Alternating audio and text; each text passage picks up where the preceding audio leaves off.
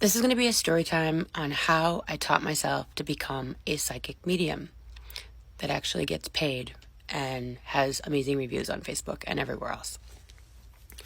So about 10 years ago, I got Lyme's disease, and this is going to be lots of parts, and I apologize, but this is a long story. And I wasn't feeling well, and Western medicine wasn't really helping me. So I put on Facebook, oh my gosh, I've had Lyme's disease. This is horrible. And my friend responded and said, would you be interested in doing something really weird, but it works? I said, sure. She said, send your photograph and name and symptoms to this woman in New York, and she will help you. So I did exactly as she said, send my name and information to this woman, and she does total body analysis, which I also do. And I was like, okay, it totally got me better. It helped my lower back pain that I have, herniated discs, and it helped my thyroid. So I had thyroid issues and herniated disc and the Lyme disease, and which was a positive test by Western medicine. And I started taking the liquid that was in this container, and I would take it 3 times a day, just like she said, and keep it away from the microwave and all this good stuff. And my son, when he was born, he was very, very sick, and I couldn't believe how much I had been helped with this. And so I'm like, I have to know all about this. And it's called total body analysis, and it's energy medicine, and it uses water that doesn't interfere with any of your other medications or anything. It's pretty amazing. I got one for my husband, for my son, and then I learned, and I had to learn how to do this so I can help other people. So through that, I learned how to do and read energy, even though I didn't even know that that's what I was doing. I just got people's names and photographs and started tapping into them, and it was working. And so I was helping them. So when I was taking all the classes, I learned how to tap into people's energy. I had no idea that that's what I was doing. And then I started learning the emotion code by Dr. Bradley Nelson, where you remove heart walls and trapped emotions, and you use this sort of releasing during the main meridian line here. And it's kind of like acupuncture, meridian lines, energy, and I started feeling better, and my people I was talking to were feeling better when I would work on them, and they wouldn't have all those buttons inside of them that could be pushed and be irritated, because once you release emotion, it's released forever, and then you're not feelings of abandonment and of being victim and helpless and hopeless. And I was doing this with people all over the world and all over the United States, and they were getting great help. It's like 40 years of therapy in like an hour. It's a game changer. And so, sorry, keep paying attention. And then what I realized is that I'm tapping into people's energy, I'm removing energy, that every single word that we say, every body part, every illness, every virus, every bacteria, every fungus, everything has its own unique code, its own unique frequency. And then I learned that if I'm tapping into someone in California, I'm tapping into their energy source. I'm actually tapping into what is going on. And I'm like picking up things in their emotions, and I'm picking up things that they're dealing with, and I'm just knowing it. And I had no idea where this was coming from.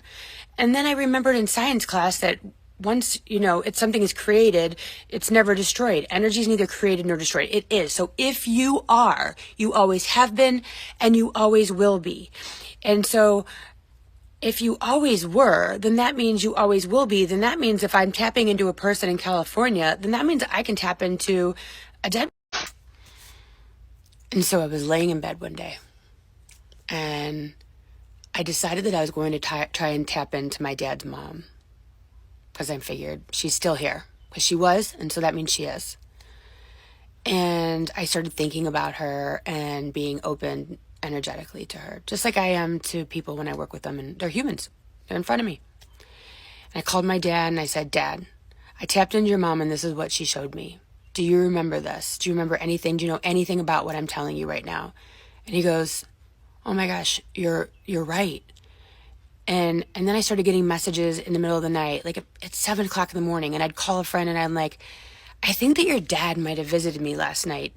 Did you wear blue shoes, or is there something to do with blue shoes? And she's like, I wore blue shoes to my wedding.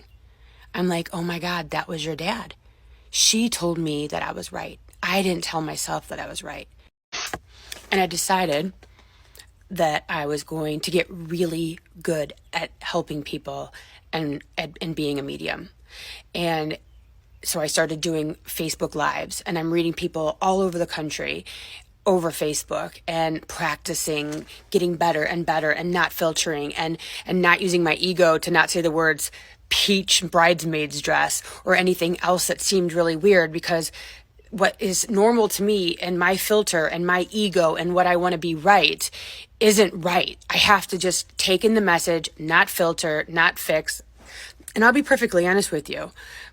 I'm never really wrong because it's not me. I might interpret it wrong, or they might not be showing it to me correctly, but it is unbelievable that our loved ones are always around us. And it's right there for us all the time. It's really pretty amazing. And so this is the thing. We all have this gift. I've just been spending a decade working on it. If I would have started law school or medical school, I'd be a lawyer and a doctor by now. I'd be really good at practicing law or practicing medicine or being a teacher or whatever it is.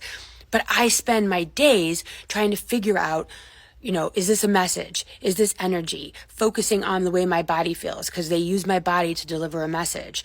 Shoulders mean overwhelm. My arms hurting means helpless. My hands hurting mean I can't get grasp on it. My neck hurting is fear of looking around. These things are constantly going through me as I'm delivering messages. And a lot of times, the illnesses that you and I are getting are based on messages that we're ignoring that are in our bodies, that we're not paying attention to the fact that we're in a bad relationship. And so we don't want to look at it. And so we get eye problems or neck problems or whatever it is. So our higher self is actually talking. So are some people just born with this gift? Are some people just automatically, being visited by spirits in the middle of the night? Of course, there's empaths, there's people that are sensitive, clairvoyant, clairsentient, clairaudient. There's all sorts of these different ways. And I was always told I was sensitive because I had to read the room to stay, safe, if you know what I'm saying. And so I'm always picking up on emotions and all sorts of different things. So I'm sensitive to energy.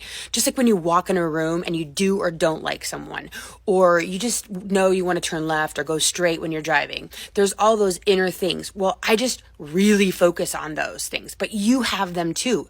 You actually can tap into this. There's books out there that are like, you are psychic, or learn to do this.